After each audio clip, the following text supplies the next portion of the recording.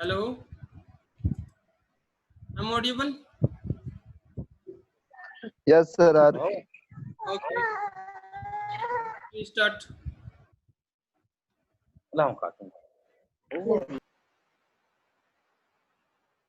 Okay, then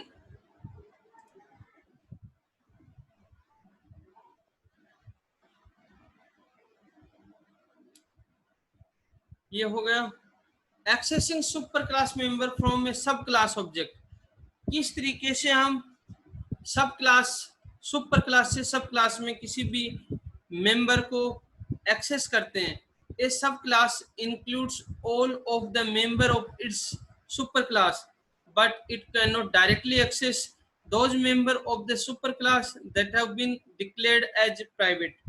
जो member function अगर मैंने सुपर क्लास के अंदर प्राइवेट डिक्लेयर कर रखे हैं वो डायरेक्टली एक्सेस नहीं हो सकते।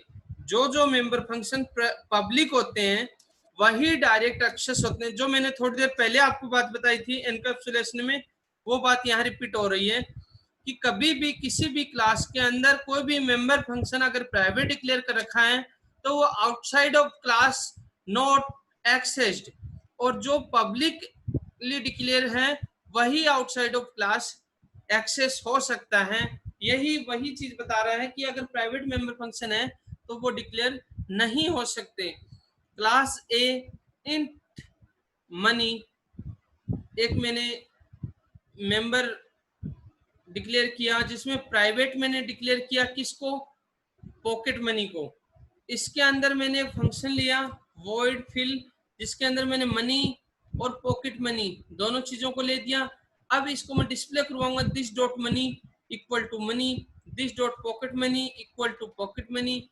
इन सारी चीजों को जब मैं रन करूंगा तो ये बाहर नहीं जा सकता। अगर मान लो मैं क्लास बी क्रिएट करता और फिर एक्सटेंड्स कीवर्ड यूज में लेके क्लास ए की प्रॉपर्टी क्लास बी में लेके जाता, फिर उसके बाद में मैं मेन मेथड के अंदर एक ऑब्जेक्ट और लेता क्लास सी लेता, क्लास सी के इक्विवेलेंट में ए और बी दोनों की प्रॉपर्टी को मैं डिक्लेयर करता, एसओपी के अंदर इसी चीज को लेके जाता, तो ये प्रोग्राम रन नहीं करता, ये एरर दे देता। Accessing super class member from a sub class object class B extends A in total। जो सम करेंगे हम टोटल मनी और पॉकेट मनी दोनों चीजों को लेके जाएंगे। अब हम एक नई क्लास मैंने डिक्लेयर किया क्लास एक्सेस डेमो नाम की। अब ये जो क्लास एक्सेस डेमो जो मैंने क्लास डिक्लेयर की है उसके अंदर मैं मेन मेथड को डिक्लेयर कर दिया पब्लिक स्टैटिक वॉइड मेन। अब मैं जो बी क्लास ली जिसमें एक्सटेंड की ए की क्लास को, उसी चीज को बी का मैं एक ऑब्जेक्ट बना लिया, सब ऑब्जेक्ट मैंने बनाया न्यू बी। अब जो सब ओबी मैंने एक ऑब्जेक्ट बनाया उसके अंदर मैं फिल कर रहा हूं, क्या फिल कर रहा हूं, कोई वैल्यू फिल कर रहा हूं 10 और 20। ये 10 और 20 जो वैल्यू है ये कहां से आ रही है, ये जो टोटल आपको दिखाई दे रहा मनी प्लस पॉकेट मनी जो पहले मैंने यहां पर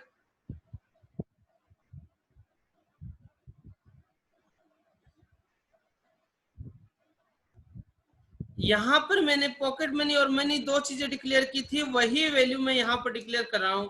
अब जो ऑब्जेक्ट था उसका मैं दोनों का क्या कर दूंगा, सम कर दूंगा। सम मैंने क्या कर दिया 10 प्लस 12 दोनों का सम कर दूंगा और इसको एसओपी के अंदर टोटल को मैं क्या करवा दूंगा, प्रिंट करवा दूंगा सब ऑब्जेक्ट डॉट टोटल। अब इसको मैं जब रन करूंगा तो ये कंपाइल होगा, रन होगा और हमें एक आउटपुट देगा क्या देगा, ए और ए के अंदर जो प्रॉपर्टी थी पॉकेट प्लस पॉकेट मनी दोनों का टोटल मुझे दिखाई देगा 10 प्लस 12 22 मुझे एक आउटपुट के रूप में डिस्प्ले होगा। अब हम बात करें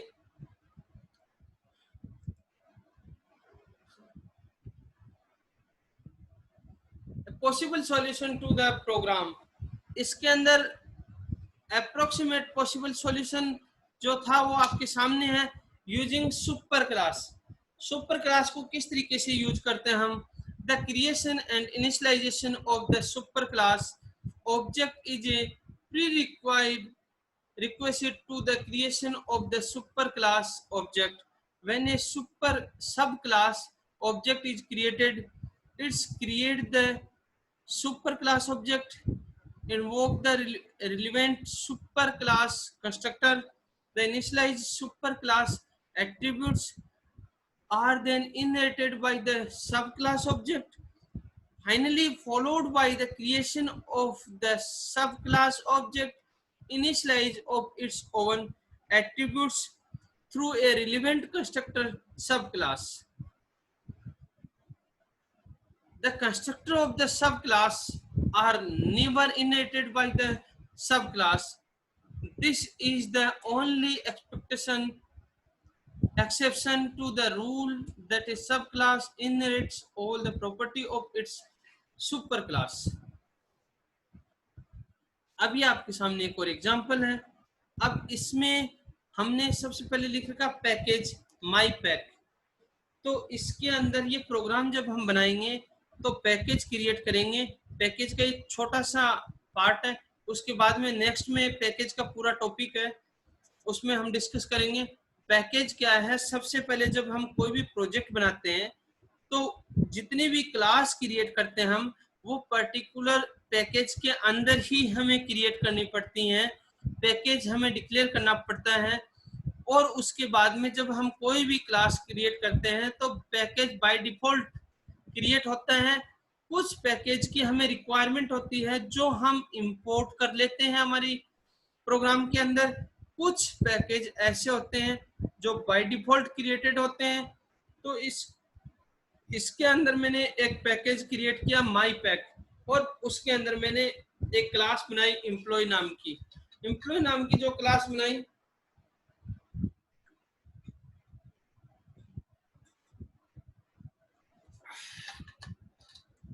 एम्प्लॉय नाम की जो क्लास बनाई उसके अंदर मैंने इंटीजर टाइप की कोई वैल्यू एम्प्लॉय नंबर दिया जो स्ट्रिंग में है।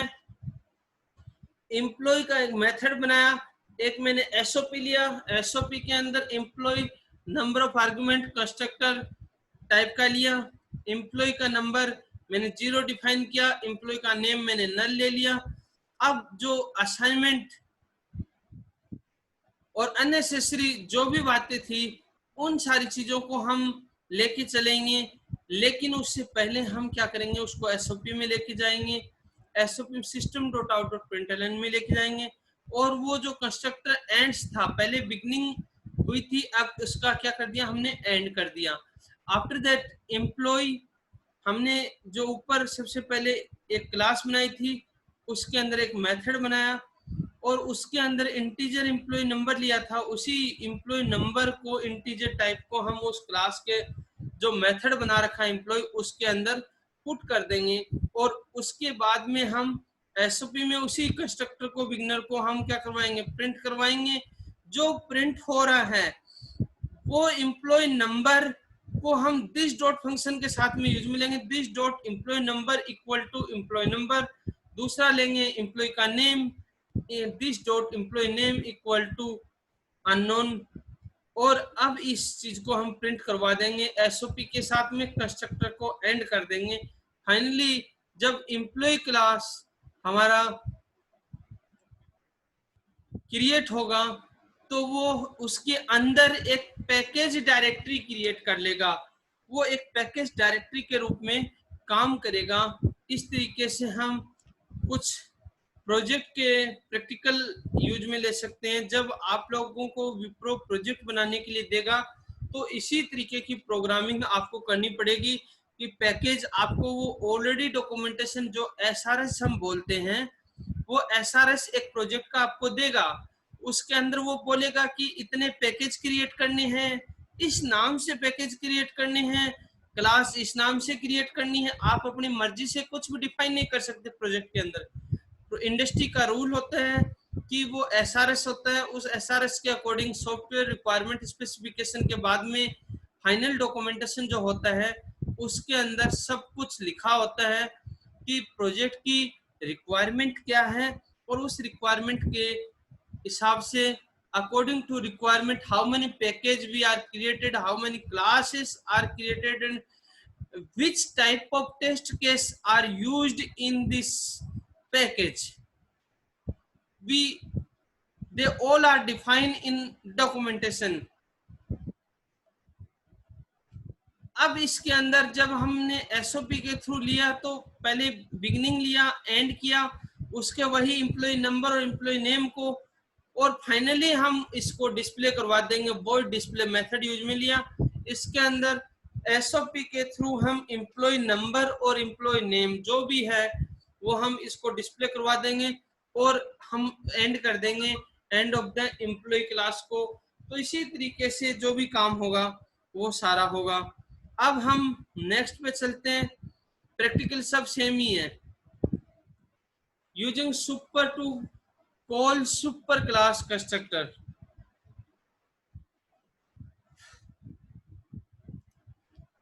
सुपर एक कीवर्ड होता है एक तरीके से।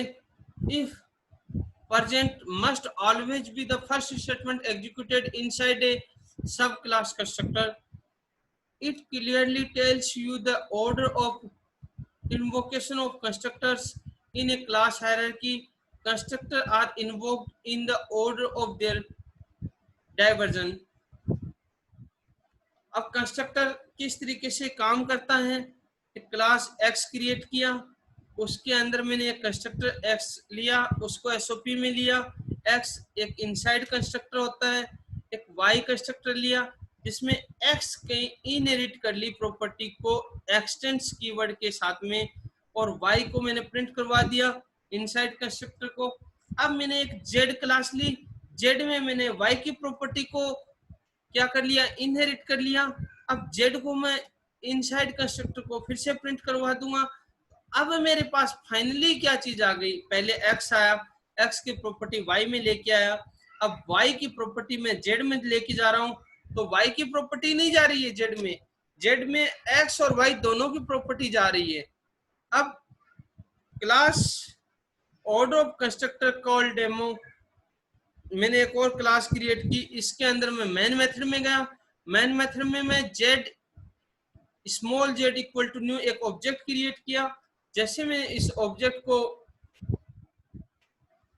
क्रिएट करूंगा, उसके बाद में इसके साथ में एक अगर एसओपी और लिख दे, एसओपी लिखते और इसी जेड को मैं प्रिंट करवा देता, तो हम इजीली आउटपुट फाइंड आउट कर सकते थे, इजीली आउटपुट फाइंड आउट कर सकते थे। अब हम नेक्स्ट की बात करते हैं, constructor order of invocation. When we invoke a super statement from within a super class subclass constructor, we are invoking the immediate super class constructor. This holds good even in a multi-level hierarchy. Remember, super can only be given as the first statement within a constructor. Using this in A constructor, this keyword constructor के अंदर किस तरीके से use में लेते हैं। This argument list statement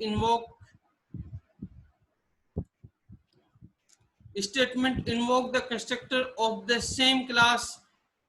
first line of A constructor must either be a super call on the super class constructor or a this call on the constructor of same name class.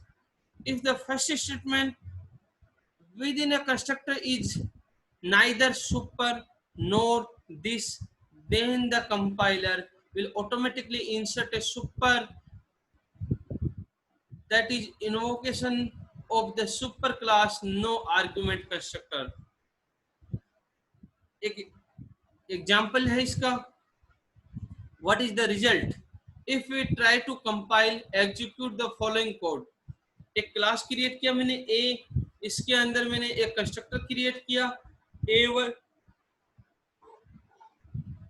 A1 के अंदर मैंने A1 constructor के अंदर कोई मैंने integer type का A value pass कर दिया, उसको SOP में लेके गया।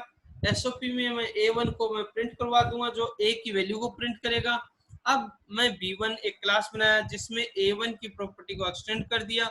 B1 का जो मैंने मेथड बनाया उसमें B1 को कंस्ट्रक्टर आर्गुमेंट वैल्यू है उसको मैं पास करवा दिया। और अब इंटीजर टाइप का B मैंने लिया जिसके अंदर मैं एक सुपर कीवर्ड यूज में लेके उसकी वैल्यू पास करवा दिया 1000 और SOP में उस B को मैं पास कर दूंगा।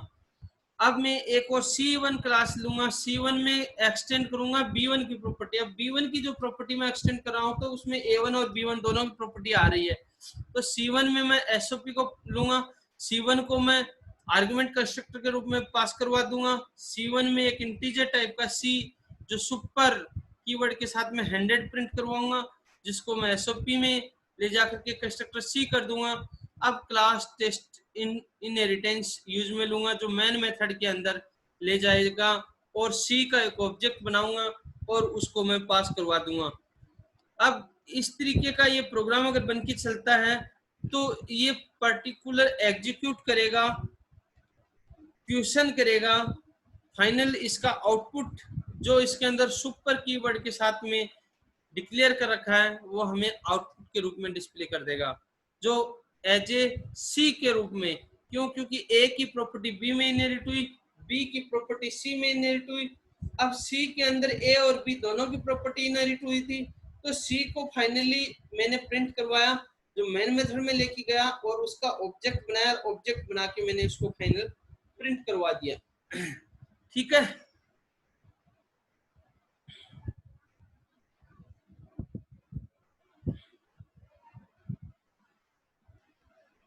मल्टी लेवल हायरार्की इनहेरिटेंस की ये बहुत ही इंपॉर्टेंट होती है। Defining a multilevel hierarchy, Java allow us to define multi-level layer in an inheritance hierarchy. We can define a superclass and a subclass with the subclass in turn becoming a superclass for another subclass. Consider the following example. Draw the inheritance tree for this example. एक employ लिया मैंने, एक manager is employ, जो manager है तो वो भी employ, लेकिन एम्प्लॉय एक अलग कैटेगरी है, मैनेजर एक अलग कैटेगरी है, डायरेक्टर एक अलग कैटेगरी है। This is an example of multi level hierarchy. Multi level hierarchy किस तरीके से बनेगी? सबसे ऊपर डायरेक्टर होगा, उसके बाद में सबसे पहले डायरेक्टर होगा, फिर मैनेजर होगा, फिर एम्प्लॉय होंगे, फिर जो एग्जीक्यूटिव होंगे, उसके बाद में लैब टेक्नीशियन होंगे। यानी कि जिस तरीके से हमारे कॉलेज के अंदर डायरेक्टर से लेके और एक जो लैब टेक्नीशियन होता है उसकी हायरार्की होती है कि पहले चेयरमैन है, फिर डायरेक्टर है, फिर HODs है, फिर एसोसिएट प्रोफेसर है, फिर असिस्टेंट प्रोफेसर है, फिर लेक्चरर है, फिर तुम्हारे लैब टेक्नीशियन है, उसके बाद में नॉन टेक्नीशियन, फिर जो पियोन वगैरह है वो है। तो ये एक पर्टिकुलर हायरार्की होती है। तो ये एक मल्टी लेवल हायरार्की होती है कि एक के ऊपर एक चलता है। डिफाइनिंग मल्टी लेवल हायरार्की,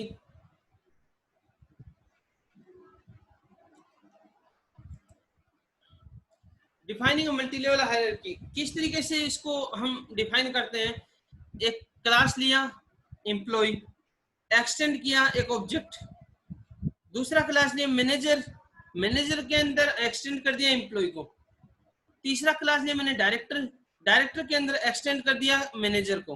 अब public class test multilevel inheritance use में लिया जो पब्लिक स्टैटिक वॉइड मैन एक सैलरी का मैंने एक मेथड क्रिएट किया जिसके अंदर मैं क्या क्या यूज में ले सकता हूं? ऑब्जेक्ट ले सकता हूं, object class, employee class, manager class, director class, ये सारी चीज मैं यूज में ले सकता हूं।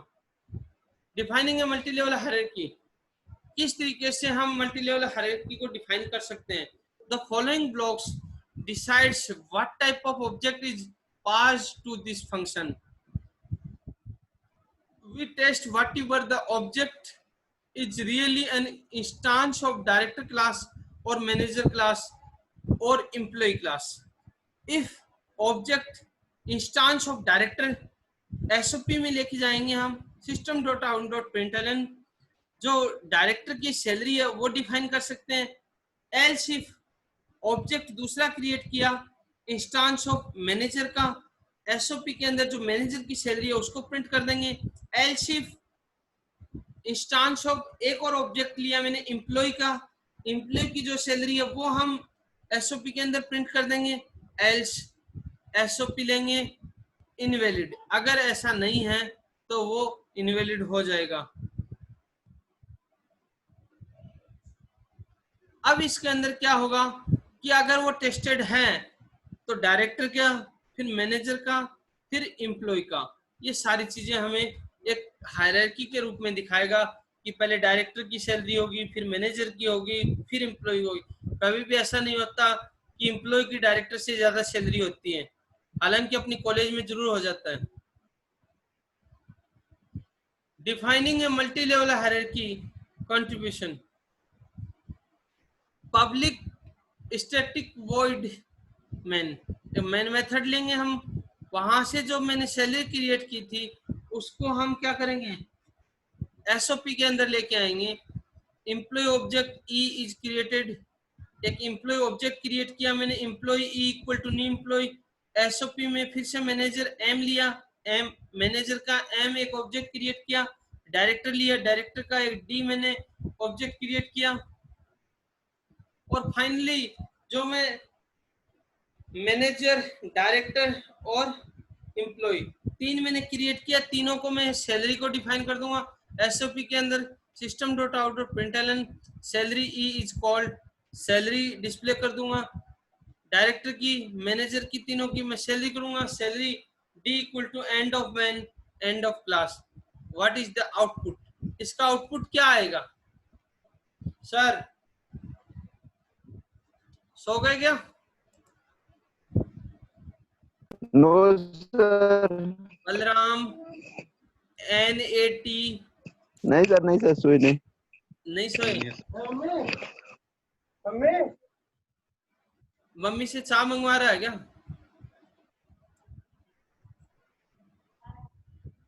Shambhavi Kanta,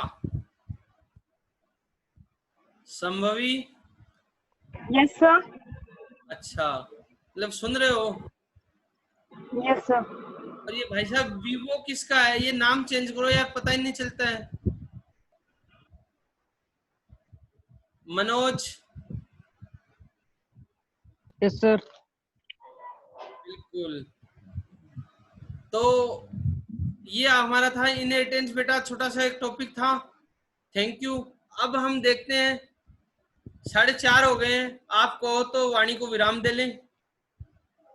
okay sir, thank you sir. As your choice sir. हाँ, कल हम नेक्स्ट आगे करेंगे. जो मैडम पढ़ाते हैं वो मुझे बता दिया करो कौन से टॉपिक, उससे आगे चलेंगे. ठीक है बच्चे? लेकिन okay sir. Okay sir. Okay sir. बात को सुन लीजिए, जल्दी ना, इतनी चाय, मेरा भी टाइम हो रहा, आप भी पी लेना.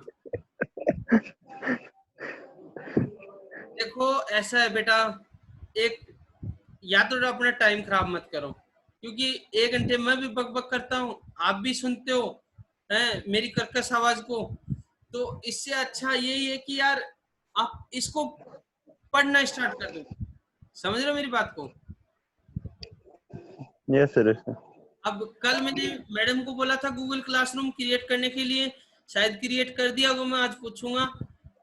यस सर, हो गया सर, कर दिया सर हमने. उस पे मैडम रेगुलर आपको ये पीडीएफ है ना, मैंने मैडम को बोला था कि पीडीएफ डाउनलोड करके अपने लॉगिन से, हमारे लॉगिन से, और आपको वहां पर भेज दी सर. सेंड कर दी मैंने, सेंड कर दी. ठीक है? यस सर, सेंड कर दी थी मैडम ने सर.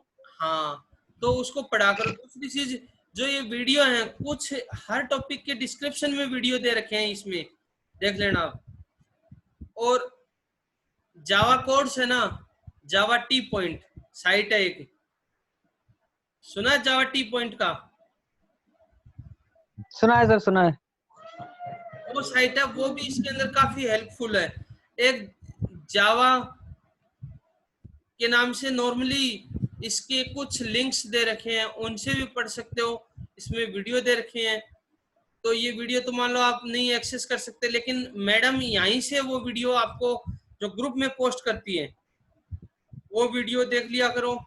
दूसरी चीज, मैं बीच बीच में वीडियो पोस्ट करता हूँ, जो जो टॉपिक मेरे पढ़ाए हुए हैं पिछली बार के बोर्ड पे ट्रेनिंग में, वो सारे टॉपिकों के मैंने वीडियो लेक्चर बनवाए थे 40, तो वो भी मैं आपको शेयर कर दूंगा। अभी जैसे आज इन्हें रिटेंस वाला, तो ये मेरा बहुत अच्छे से बोर्ड पे पढ़ाया हुआ प्रोग्राम के साथ में, तो वो मैं आपको शेयर कर दूंगा, उसको एक बार जरूर सुन लेना, तो आपका थोड़ा सा कॉन्सेप्ट अच्छे से क्लियर हो जाएगा।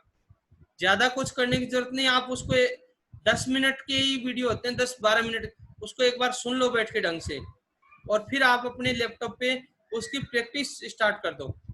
Practice is must, without practice can't take selection in any other company, because all company required super programmer,